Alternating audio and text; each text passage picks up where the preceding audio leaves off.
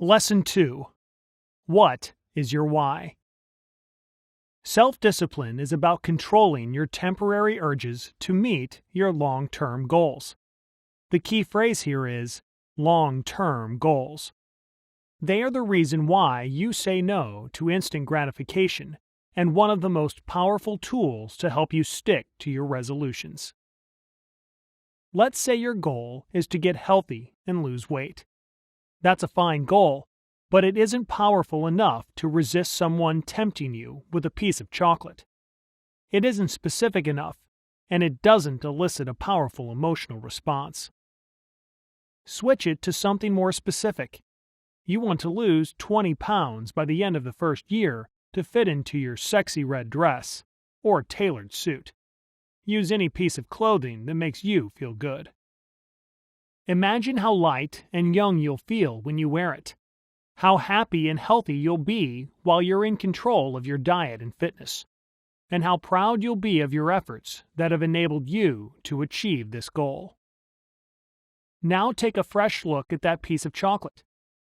Is it really worth giving up such a powerful vision for a short burst of sugar? Grab an apple instead and feel good knowing you're still on track. Simply keeping your goal in mind isn't enough, though. Pause to visualize your why in full detail. Give yourself at least a minute to visualize what you hear, what you smell, and what you feel. Take your mind off the craving. When you slow down, you restore your ability to resist temptation.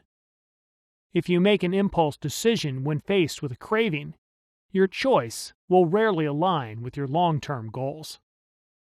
Slowing down helps when faced directly with temptation, but it isn't an effective way to motivate yourself on a daily basis.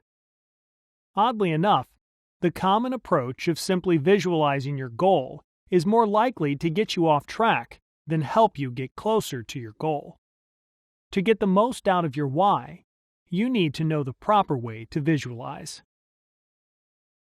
UCLA researchers Lian B. Pham and Shelley E. Taylor conducted an experiment that compared standard visualization, imagining the moment you achieve your goal, with sports visualization that focuses on visualizing the process, used by the likes of Michael Phelps, one of the top Olympic swimming medalists. Their findings confirmed that visualizing the process in full detail is more effective than imagining the end goal.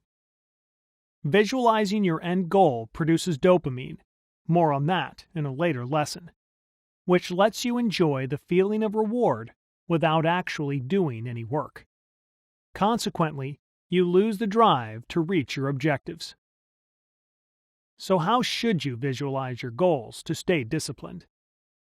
You envision each action you need to take in order to achieve your goal. If your goal is to become a healthy, fit, and strong person, you envision lifting weights. You think about cooking a healthy, tasty meal. You imagine yourself walking past your favorite snacks and picking vegetables instead. You see yourself putting on your running shoes instead of turning on your television. In other words, you train your mind to prepare yourself for the challenges you're going to meet in the real world. The more often you picture all the necessary steps to achieve your goal, the easier it will be to make them an inherent, non-negotiable part of your life. When you switch your mindset from being goal-oriented to process-oriented while keeping your why in mind, magic will happen.